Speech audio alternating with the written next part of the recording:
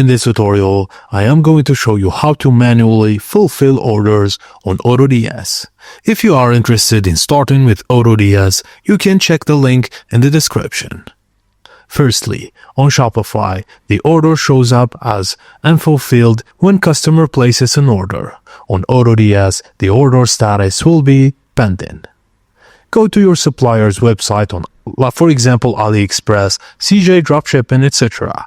Manually place the order using your customer's shipping address. After purchasing, go back to AutoDS and change the order status from pending to ordered. You'll be asked to enter buy order ID or buyer account. Once your supplier ships the product, go to AutoDS and update the status to shipped.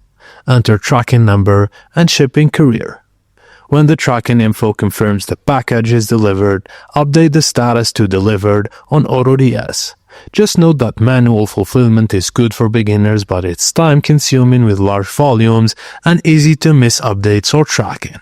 So, that's why automated order fulfillment becomes essential as your store scales.